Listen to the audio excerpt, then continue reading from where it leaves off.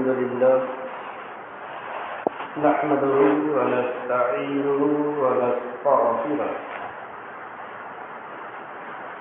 ونعوذ بالله من شرور أنفسنا ومن سيئات أعمالنا من يهده الله فلا مضل له ومن يضلل فلا هادي له وأشهد أن لا إله إلا الله وحده لا شريك له وأشهد أن محمدا عبده ورسوله يا أيها الذين آمنوا اتقوا الله حق تقاته ولا تموتن إلا وأنتم مسلمون يا أيها الناس اتقوا ربكم الذي خلقكم من نفس واحدة وخلق منها زوجها بث منهما رجالا كثيرا ونساء واتقوا الله الذي تساءلون به والأرحام إن الله كان عليكم رقيبا يا أيها الذين آمنوا اتقوا الله وقولوا قولا سديدا يصلح لكم أعمالكم ويغفر لكم ذنوبكم ومن يطع الله ورسوله فقد فاز فوزا عظيما أما بعد فإن خير الحديث كتاب الله وخير الحديث هدي محمد صلى الله عليه وسلم وشر الأمور محدثاتها وكل محدثة بدعة وكل بدعة ضلالة وكل ضلالة في النار أعوذ بالله السميع العليم من الشيطان الرجيم من حمده ونفسه ونفسه بسم الله الرحمن الرحيم فإن آمنوا بمثل ما آمنتم به فقد اهتدوا وإن تولوا فإنما هو في الشقاق وقال النبي صلى الله عليه وسلم وعن عمر رضي الله تعالى عنه قال سمعت جابرا يقول قال رجل يوم أحد أرأيت أن قتلت في سبيل الله أين أنا قال في الجنة فألقى ثمرات في يده ثم قاتل حتى قتل رواه سنن النسائي رب اشرح لي صدري ويسر لي أمري واحلل عقدة من لساني يفقهوا قولي رب زدني علما اللهم رب زدني علما سبحانك لا علم لنا إلا ما علمتنا إنك أنت العليم الحكيم اللهم إني أسألك علما نافعا ورزقا طيبا وعملا متقبلا معزز سامعین کرام، اسلامی بھائیوں، بزرگوں، پردہ نشین اسلامی خواتین، تمام قسم کی حمد و ثنا، کبریائی، بڑائی، بزرگی اس اللہ وحدہ لا شریک کے لائق و سزاوار ہے جنہوں نے پورے کائنات کو لفظ کن کے ذریعہ وجود میں لایا اور وجود میں لا کر کے یوں ہی بیکار بے سہارا نہیں چھوڑا، بلکہ سیدھی راہ پر گامزن کرنے کے لیے بے شمار انگنت نبیوں، رسولوں، پیغمبروں کو اس روئے زمین کے اندر وقتاً فوقتاً مبعوث کرتے رہے۔ درد و سلام کا بے انتہا پھول نشاور ہو اس نبی پر جن کا نام نامی اسم گرامی جس کو رب ذوالجلال نے رحمت للعالمین بنا کر کے بھیجا، محمد صلی اللہ علیہ وسلم پر اللہ بارک وسلم۔ معزز صاحب کرام، خطبہ مسنونہ کے بعد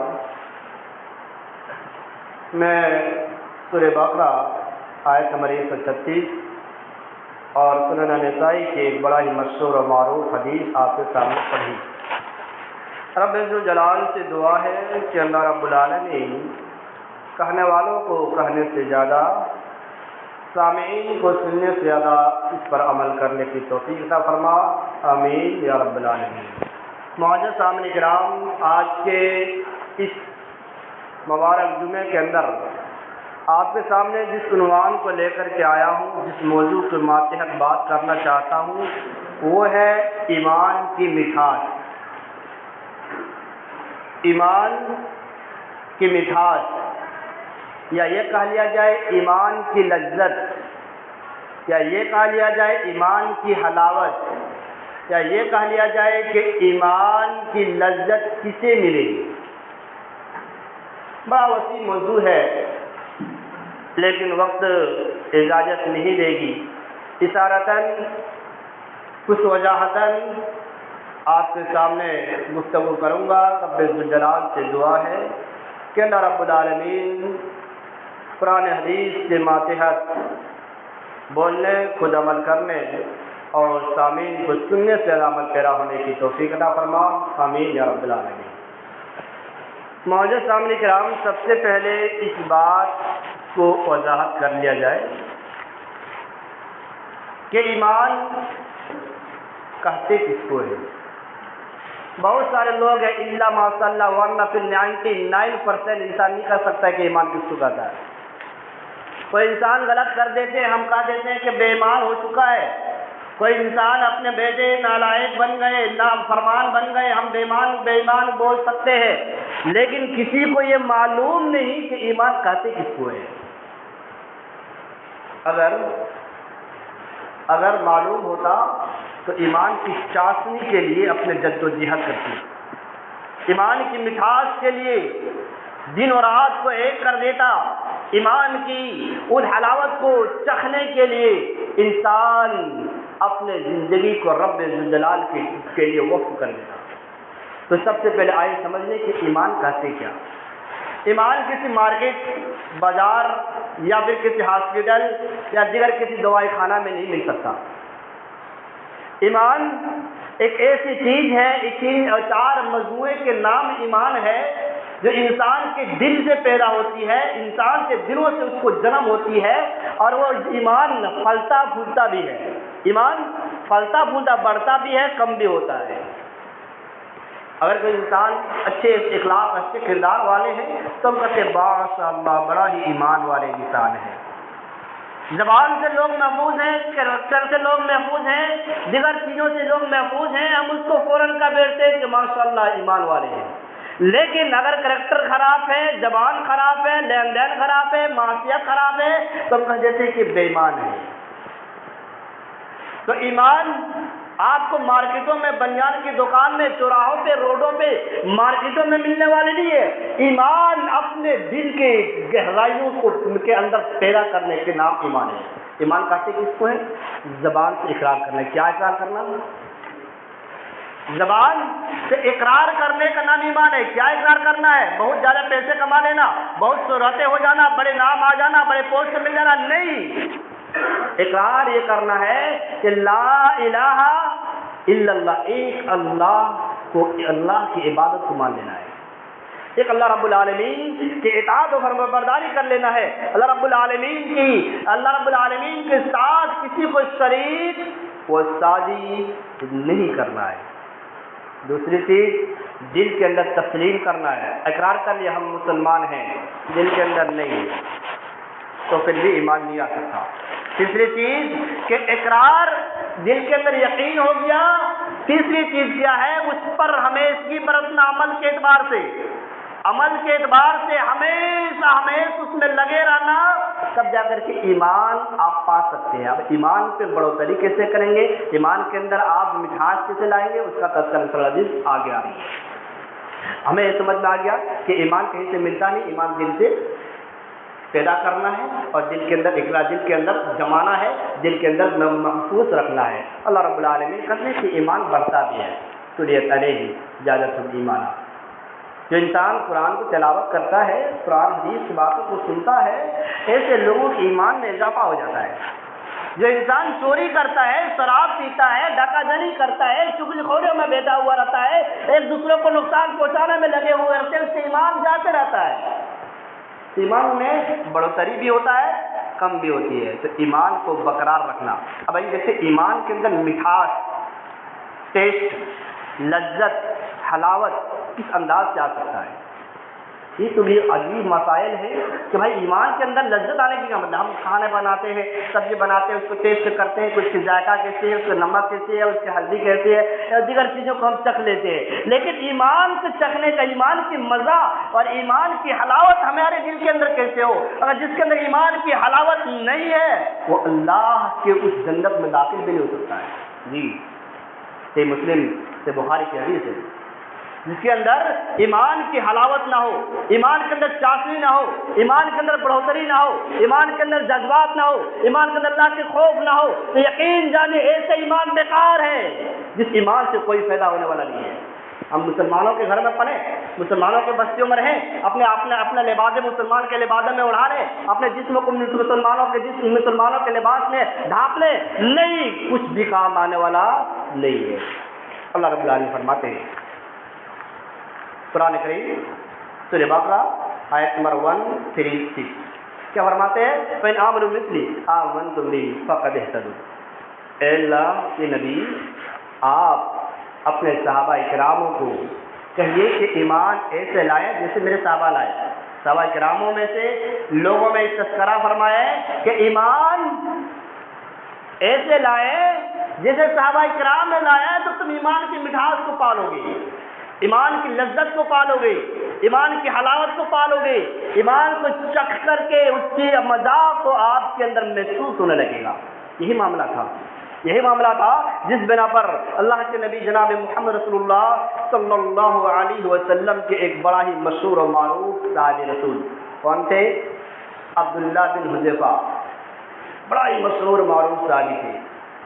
دین کی خاطر، ایمان کے بچانے کی خاطر، ایمان کی مٹھاس اور لذت کو پانے کے بعد انہوں نے دنیا کے اندر تمام چیزیں کیے، لیکن ایمان کی مٹھاس، ایمان کی لذت کو جانے نہیں دیا۔ ایمان کی بو، ایمان کی خوشبو اپنے اندر سے باہر نہیں ہونے دیا۔ وہ کون تھے؟ عبداللہ بن حذیفہ رضی اللہ تعالیٰ عنہ۔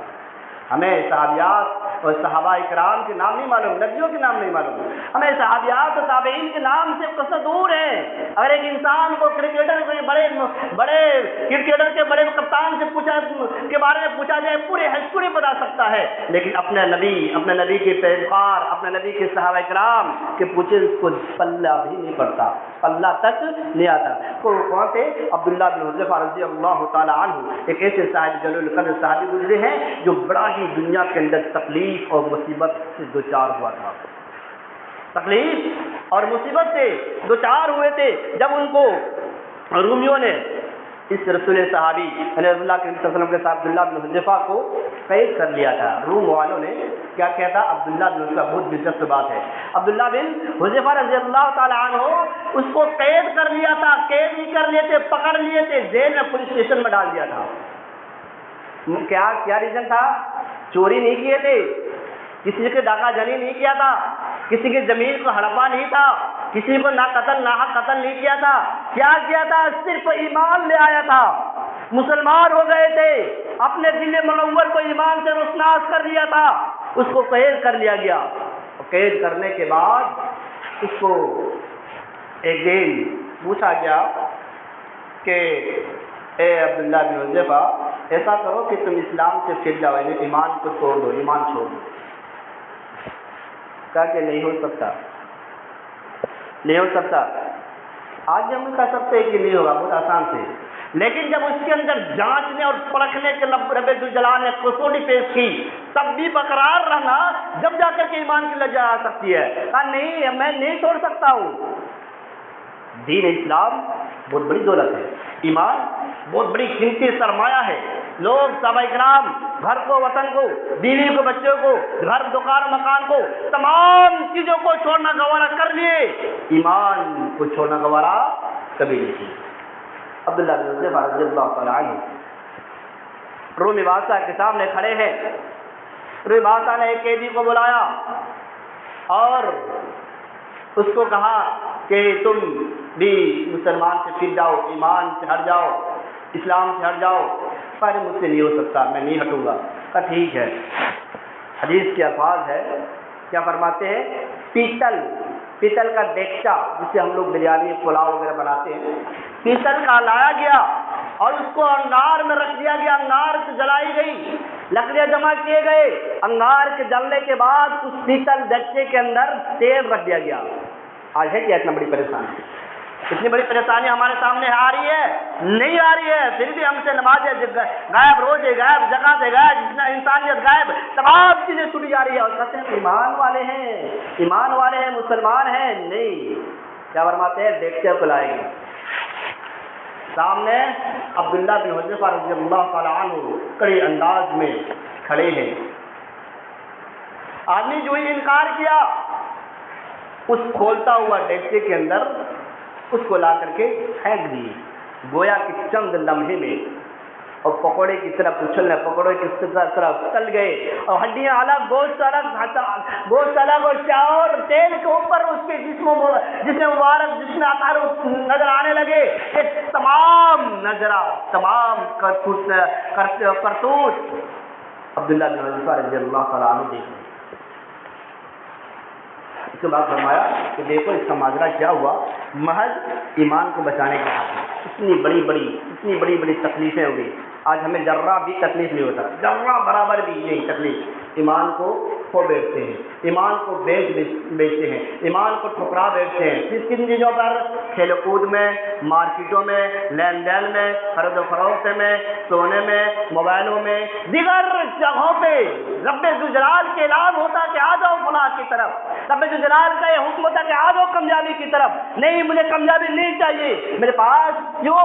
یہ ایمان جیسی چیز ہمارے جسم کے اندر موجود نہیں ہے۔ کیا افسوس سے کھانا پڑتا ہے، ورنہ آج جمعے جیسے مبارک دنوں کے اندر مسجدیں خالی پڑی نہیں رہتی، اور جو خالی پڑی نہیں بھی ہے تو سونے کے لیے نہیں آتے، جاگ کر کے جسم کے اعتبار سے روحانی طور پر اور اپنے دل و جان کے ساتھ خطبات کو رب ذوالجلال کی عبادت میں مشغول ہوا کرتے تھے، لیکن نہیں آئے تو بھی صرف آرام و راحت کے لیے، اور نہیں آئے تو گھر میں اپنے وقت گزارنے کے لیے۔ اگر کیا فرماتے ہیں کہ دیکھو یہ جو حاصل ہوا وہی حاصل تمہارا بھی ہو سکتا ہے، ابھی پھر جاؤ، کہا نہیں پھروں گا، تم مجھے اسی میں ڈال دو، نو پرولم، تم اسی میں ڈال دو، میں اس کو جلنے کے لیے تیار ہوں، کوئی پرواہ نہیں، مجھے بھی اس میں ڈال دو۔ اس کے بعد اس کو باندھا گیا، ہاتھ پاؤں باندھنے لگے۔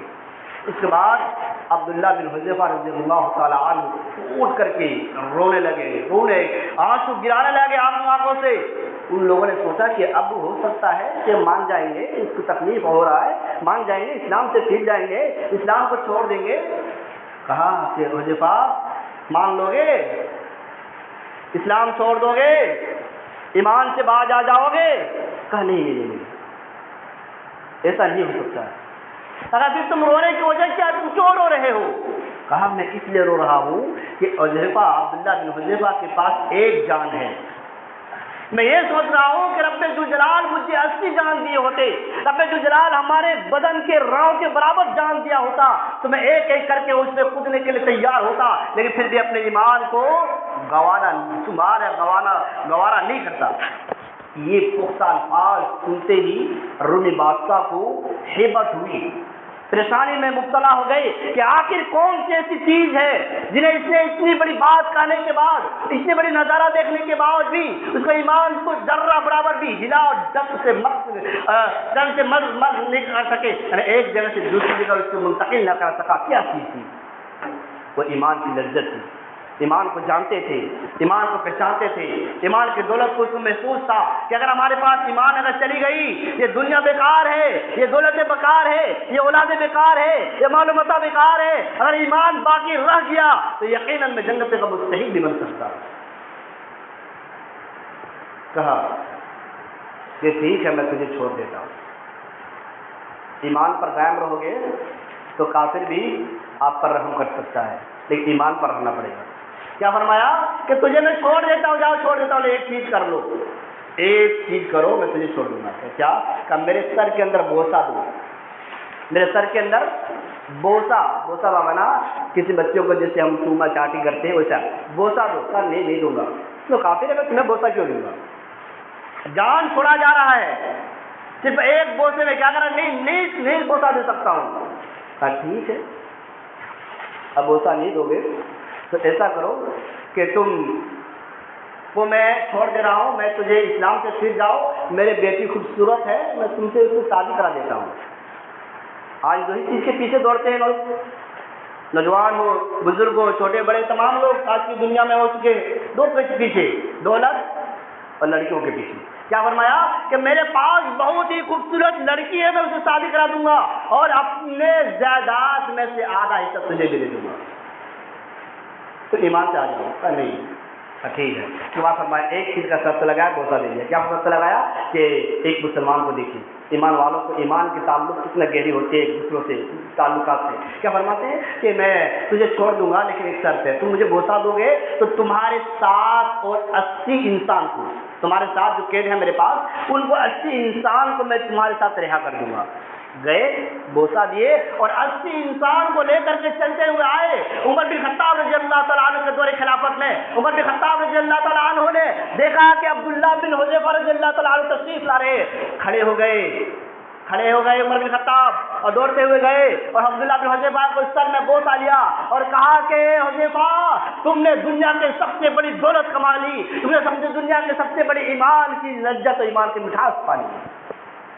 ایمان کی مٹھاس، ایمان کی لذتیں ہو تو دنیا ہیبت نہیں لگتی، دنیا ناگوار لگتی ہے، دنیا اچھی نہیں دکھتی ہے، لیکن جب ایمان نہیں ہے تو یہ دنیا رنگین نظر آتی ہے، یہ دولت رنگین نظر آتی ہے، یہاں کا شہرت رنگین نظر آتی ہے، یہ دنیا کے مال و متاع میں خوبصورت نظر دیتی ہے، یہ دنیا ہمیں اللہ کے عبادت کرنے سے روک لیتی ہے، ہمیں کھیل و کود میں اپنی زندگی گزارنے پر مجبور کر دیتی ہے، موبائل کی اسکرین میں اپنے نظروں کو ٹکانے پر مجبور کر دیتی ہے۔ ایمان جس کے پاس ہے کوئی چیز اس کو بگاڑ نہیں سکتی ہے۔ آئیے ایک اہم حدیث کو دیکھتے ہیں کہ ایمان کن لوگوں سے اور کس انداز میں ایمان کو لوگ ایمان پا سکتے ہیں۔ دیکھتے ہیں ایمان حیا میں بھی ہے، شرم و حیا میں بھی ایمان ہے، کہ بالخصوص ماں بہنوں کے لیے بلا ہی بہت ہی توجہ کی بات ہے کہ ایمان شرم و حیا کی بھی ایک بہت اہم نام ہے۔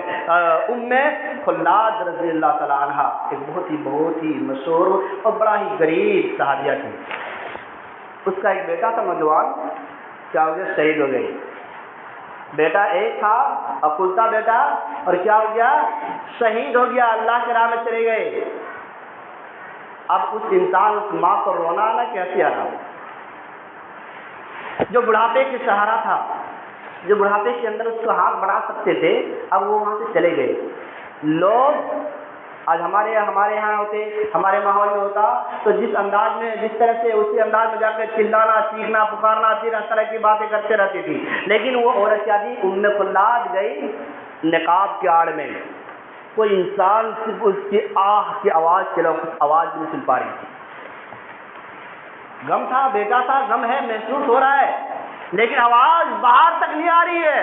لوگوں نے تعجب کیا، اتنے نوجوان بیٹے تمہارے سامنے شہید کی شکل میں موجود ہیں اور تم نقاب کے اندر میں سسکیاں صرف لے رہے ہو۔ کہا کہ میرے پاس ایمان ہے، تو ایمان کو گوا نہیں سکتی، ایمان کو ضائع اور برباد نہیں کر سکتی۔ گویا کہ جس کے پاس ایمان ہوگا وہ اپنے جسم کو، اپنے چہرے کو نمائشوں میں نہیں گزار سکتی ہے۔ اسی طرح سے فرماتے ہیں کہ اللہ کے نبی جناب محمد رسول اللہ صلی اللہ علیہ وسلم، فرماتے ہیں ابو بکر صدیق رضی اللہ تعالیٰ عنہ نے ایک غلام کو خرید کر کے آزاد کر دیا تھا۔ معلوم ہے وہ غلام کون ہے؟ اللہ ماشاء اللہ کسی کو معلوم۔ وہ غلام کون تھے؟ بلال رضی اللہ تعالیٰ عنہ۔ کس نے ایجاد کی، کس نے اس کو چھوڑ کر کے رہا کیا؟ ابو بکر صدیق رضی اللہ تعالیٰ عنہ نے۔ بلال رضی اللہ تعالیٰ عنہ جب قید میں تھے، دوسرے کے غلامی میں تھے، تو بہت ستایا جا رہا تھا، بہت ہی زیادہ ستایا جا رہا تھا، اور ستانے کی ایک جھلک یہ تھی کہ گرم ریت میں سلا کر کے ننگی زمین میں ننگے پیٹ کر کے سلا دیتے تھے دھوپ کی تپیش میں، اور اوپر میں کہا جاتا ہے کہ 40 کلو 1 من کے پتھر اس کے سینے میں رکھ دیا جاتا تھا۔ بلال سے پوچھا ہے، بلال بتاؤ اتنی بڑی تکلیفیں تم کیسے جھیل لیتے تھے؟ اتنی بڑی تکلیفیں تم کیسے جھیل لیتے تھے، کیسے برداشت کر لیتے تھے؟ کہا یہ ایمان کی دولت ہے، میرا ایمان تھا، میرے پاس اتنی بڑی بس کی بات نہیں تھی، میرے ایمان نے ان تمام چیزوں کو جھیل کر کے تمام پریشانیوں کو پریشانی نہیں سمجھا، وہ اس کا سبب کیا تھا؟ ایمان تھا۔ الغرض ایمان بہت ساری جگہوں سے آپ کو ملے گا۔ اس کے بعد ایک اہم بات کو میں آپ کے ساتھ پیش کروں گا، اور ایک لمبی حدیث لے کر کے آیا تھا لیکن وقت اجازت نہیں دے رہا، انشاءاللہ العزیز اور اشارتاً میں اس بات کو کہہ کر کے اپنے بات کو ختم کروں گا۔ فرماتے ہیں کہ عمر بن خطاب رضی اللہ تعالیٰ عنہ، عمر بن خطاب رضی اللہ تعالیٰ عنہ کیا تھے؟ ایسے حالات میں، کس حالات میں؟ پیٹ پھٹ چکا تھا، پیٹ نکل چکا، ہڈیاں اور جو ایسری ہوتا ہے تمام باہر آ جاتے ہیں۔ یہاں پہ فرمایا تھے کھانا ڈال دیتے، کھانا منہ میں ڈال دیتے، باہر آتا ہے، گمچے سے کپڑے سے پیٹ اور ایسری کو اندر کر کے باندھ کر رکھے تھے عمر بن خطاب رضی اللہ تعالیٰ عنہ۔ کتنے؟ 80 لاکھ میل مربع کی حدیث مطابق 30 ایسے ہیں کہ اس نے دور میل مربع کے مالک ہے، جس کی پیٹ بدن سے باہر ہے، رب ذوالجلال کی آواز آتی ہے، حی علی الصلاۃ، آ جاؤ کامیابی کی طرف، آ جاؤ کامیابی کی طرف، آ جاؤ فلاح کی طرف، یہ تمہارے نیند سے بہتر ہے۔ عمر بن خطاب رضی اللہ تعالیٰ عنہ پیٹ میں بندھا ہوا اس چادر کو رگڑ لیتے ہیں، ٹائٹ کر لیتے ہیں اور مسجد کی طرف رواں ہو جاتے ہیں۔ پوچھا کہ عمر اس حالات میں آپ مسجد کے اندر انٹری کر رہے ہیں، کیا معاملہ ہے؟ فرماتے ہیں کہ ایمان کی سبب ہے، اگر میں ایک وقت کی نماز کو وقت مقررہ پر نہیں پڑھا تو ہو سکتا ہے کہ اللہ رب العالمین مجھے منافق میں لکھ دیں۔ جماعت سے بھی، نماز کی پابندی بھی، کس حالات میں؟ بیماری کے حالات میں، کتنی بڑی بیماری، پیٹ باہر آ چکے ہیں، پھٹ چکے ہیں پیٹ، اور وہ کھانا بھی پیٹ کے اندر نہیں رک رہا ہے، اس حالات میں آج ہمیں کہا جائے بھائی نماز پڑھ لو، ٹھیک ہے کل سے پڑھیں گے، کل کا ذمہ دار آپ ہیں، آپ یہ کہہ سکتے ہیں ہم کل زندہ رہیں گے۔ اور یہ نوسط کی بات یہ ہے کہ ہم یہ کہہ بیٹھتے ہیں کہ ناپاک ہے، اور ایسے نمازیوں کی اللہ کے نبی کی لعنت ہے، جو وقت مقررہ پر تو چھوڑیے، وقتوں کو نماز کو تو چھوڑیے، وقت مقررہ پر اگر نہیں پڑھتا ہے ایسے نمازیوں کو لعنت ہے۔ اور ایسے نمازیوں کے بارے میں مفسرین اکرام نے فرمایا کہ وہ منافقوں کی نشانیوں میں سے ایک نشانی اور بدبو پائی جاتی ہے، البتہ اس سے بچنا چاہیے۔ اسی طرح سے اللہ کے نبی جناب محمد رسول اللہ صلی اللہ علیہ وسلم کے ایک بہت ہی اہم حدیث ہے، فرماتے ہیں جس کے اندر یہ 3 چیز پا جائے اس کے اندر بھی ایمان کی مٹھاس آ جائے۔ کیا کیا چیز ہے؟ ثلاث من کن فیہ وحلاوۃ الایمان ان یکون اللہ ورسولہ احب الیہ سواہ۔ 3 چیز جس کے اندر پا جائے ایمان کی مٹھاس پا سکتے، لیکن پانے کا مطلب میں اس سے پہلے بول چکا ہوں، پانے کا مطلب یہ نہیں کہ زبان سے اقرار کر لے، دل سے تھوڑا بہت مان لیے لیکن آخری مرحلے کو چھوڑ دے، نہیں، ایمان نہیں آ سکتا۔ پانے کا مطلب یہ ہے ہم اقرار کیے، دل میں تسلیم کیے، پوری زندگی بھر اس میں قائم رہنے کا عزم کر لیا۔ اللہ رب العالمین فرماتے ہیں ان اللہ استقاموا ان الذين قالوا استقاموا ثم استقاموا تتنزل عليهم الملائکہ، جس نے یہ کہا کہ میرا رب اللہ ہے، میرا رب اللہ، اس میں ڈٹ کر کے رہا، ڈٹے رہے اس پر، پھر ٹال مٹول نہیں کیے، تکلیفیں آئی، پریشانیاں آئی، گھر میں بچے بھوکے پیاسے ہیں، اس کے باوجود بھی وہ وہاں سے اس ڈٹے ہوئے چیزوں سے اللہ کے حدود کو پامال نہیں کیا۔ اللہ رب العالمین فرماتے ہیں کہ اس کے لیے اس کی رحمت کے لیے اللہ کی طرف سے فرشتے آتے ہیں، اللہ اکبر، فرشتے آتے ہیں اس کے لیے، اس کے ایمان کی تازگی کو دیکھ کر کے، ایمان والوں کی سلامت کو دیکھ کر کے۔ الغرض اللہ کے نبی جناب محمد رسول اللہ صلی اللہ علیہ وسلم کے بڑا ہی پیارے صاحب رسول تھے، بڑا ہی پیارے صاحب رسول۔ وہ کون تھے؟ عبد العزیٰ، دوسرا نام اس کا کیا تھا جب وہ اسلام قبول کر لیے تھے؟ عبداللہ۔ تیسرا نام کیا تھا؟ ذوالبجازین۔ 3 نام تھے۔ یہ بہت ہی غریب انسان تھا، بڑا ہی غریب تھا، لیکن ایمان کے غریب نہیں تھے، ایمان کا مالدار تھا، ایمان کا پختہ تھا، بڑا ہی غریب انسان تھا عبدالعزیٰ۔ ماں باپ چلے جا چکے تھے، شہید ہو چکے تھے، مر چکے، یا تو دنیا سے جا چکے تھے، اور ماں بھی اکیلی تھی۔ عبدالعزیٰ کو کیا کیا؟ اس کے چچے کے حوالے کر دیے۔ ہوتا ہے ایسا بھی کہ جب باپ چلے جاتے ہیں تو چچے پرورش کرنے لگتے ہیں اس کے بھتیجے کو، ہونا بھی چاہیے۔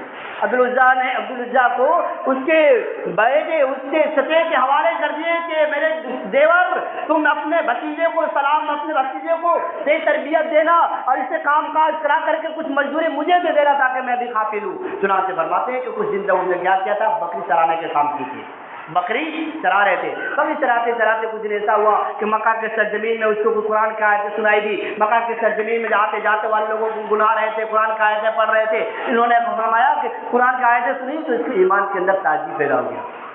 बहुत लंबी वाक़या है, बहुत तफसील से नहीं तर्जुमा कर रहा हूँ। उसके बाद वो अब्दुल्ला बिन अब्दुल उज़्ज़ा अपने चचा के पास आते हैं और फरमाते हैं कि चचा जान देखिए ईमान किसे किया, ईमान क्या फ़इन आमनू बिमिस्ली मा आमनतुम बि फ़क़द इह्तदौ, ईमान कैसे लाओगे, हिदायत पर जाओगे, बस ऐसे ले आओ, बस इसका अब्दुल उज़्ज़ा की तरह ले आओ। क्या फरमाते चचा जान, इस्लाम की दौलत को लेकर के, ईमान की मिठास को लेकर के मक्का से दूर देहात वाले लोग लेकर के चले जा रहे हैं और मक्का की जमीन में रह करके भी हम ईमान से मैसर और ईमान की मिठास को नहीं पा रहे हैं। अब चचा जान मुझे इजाज़त दीजिए, मैं मुसलमान होना चाहता हूँ। क्या फरमा रहे हैं, मुझे इजाज़त दीजिए, मैं मुसलमान होना चाहता हूँ, ईमान लाना चाहता हूँ।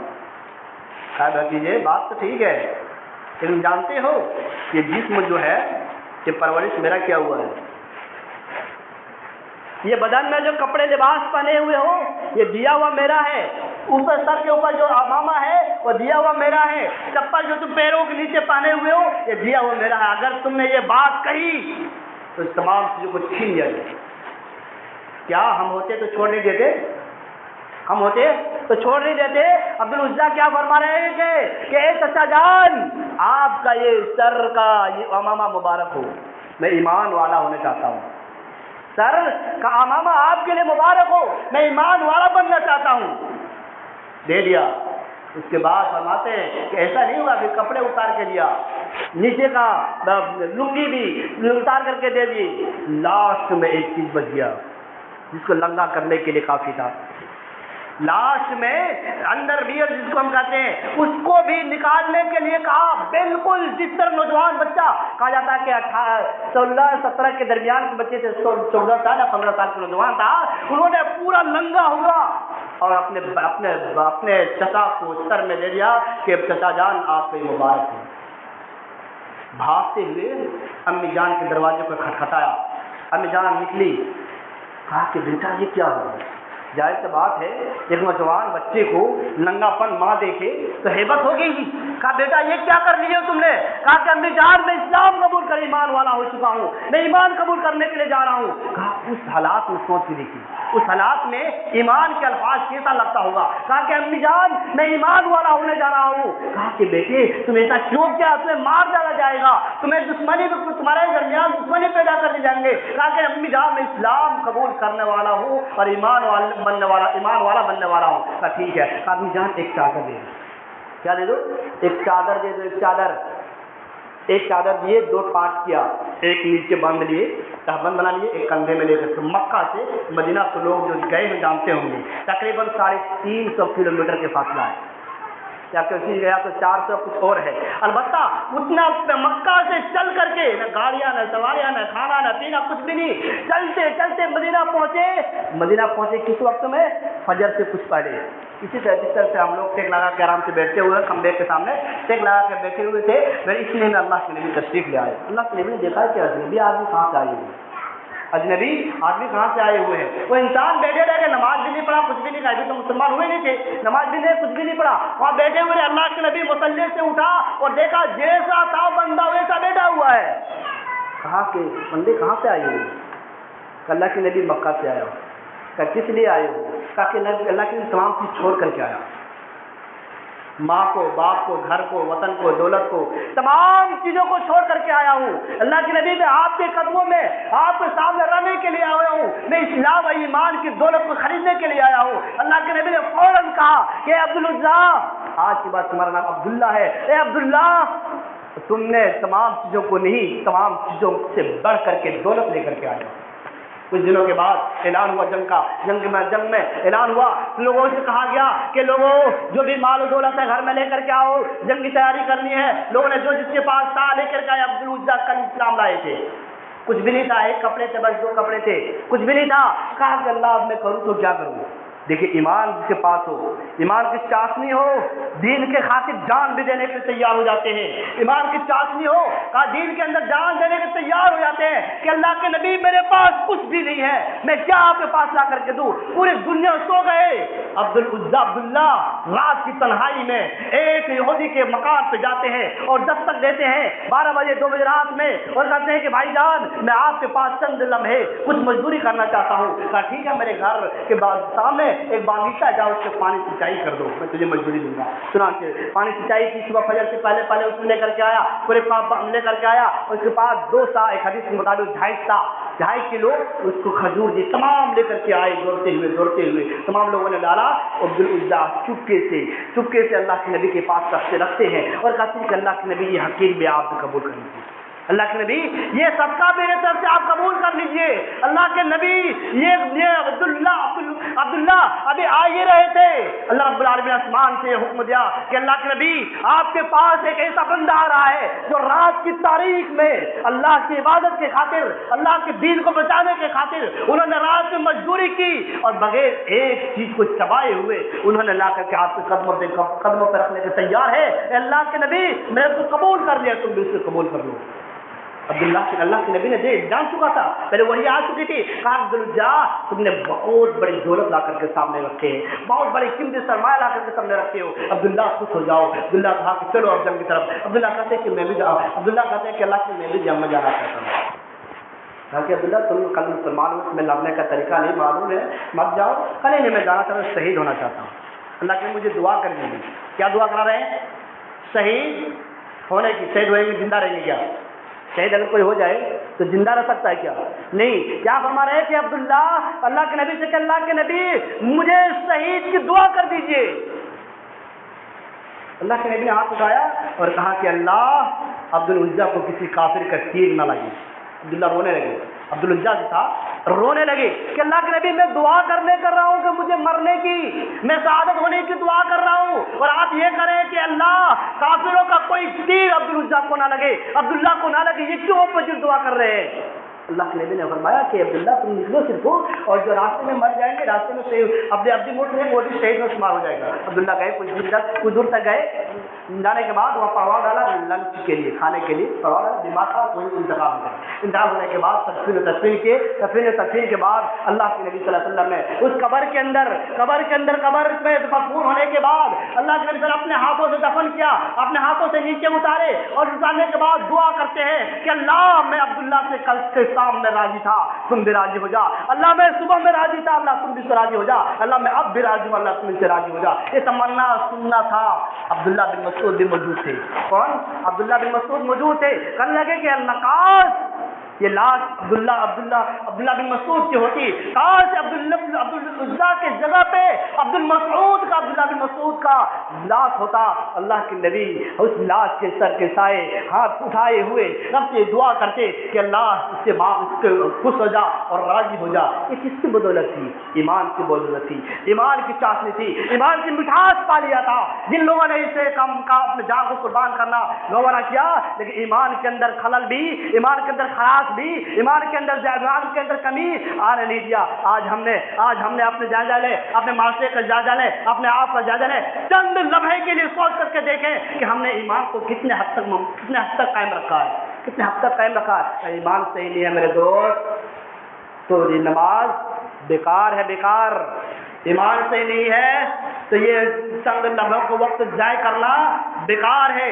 ایمان صحیح نہیں ہے تو آپ کو مسجدوں کے گردش کرنا بیکار ہے۔ رب الجلال ایسے لوگوں کی کوئی ضرورت نہیں ہے، اللہ رب العالمین اس کو چاہتا ہے اور اس کو اپنے دوست خلیل بناتا ہے، اس کو رضی اللہ عنہ رضی اللہ کا لقب دیا گیا، جو ایمان کی مٹھاس کو جانا، اس کو پکڑا، اس پر زندگی بھر عمل کیا۔ آج ہم بڑا آسانی اس کو چھوڑ بیٹھتے ہیں۔ اگر یہ کہنے کا مقصد یہ ہے، غالباً میں آپ لوگوں کا وقت زیادہ لے جاؤ، اس کے لیے معذرت خواہ ہوں۔ کہنے کا مقصد یہ ہے کہ ایمان کو بچا کر کے رکھو۔ ایمان کی دولت بہت ہی قیمتی دولت ہے، ہر کسی کو میسر نہیں ہوتی ہے۔ ایمان کی مٹھاس، ایمان کی لذت کو اپنے دلوں کے اندر محسوس کرو تو یقیناً تمہاری کم عبادت اللہ قبول کریں گے۔ اگر ایمان نہیں رہے گا اور عبادت کے انبار لا کر کے رکھ دو گے کوئی فائدہ نہیں ہوگا. رب اللہ سے دعا ہے کہ اللہ رب العالمین ہم تماموں کو کہنے سننے سے عمل کرنے کی توفیق عطا فرما. اللہ رب العالمین تمام کو جب تک دنیا میں رکھ اسلام اور ایمان کے حالات میں رکھ, جب بھی خاتمہ ہو خاتمہ بالخیر عطا فرما, اور ان چند کلمات کی وجہ تماموں کو جہنم سے بچا کر کے جنت الفردوس میں جگہ عطا فرما. آمین یا رب العالمین. وآخر دعوانا الحمد للہ رب العالمین.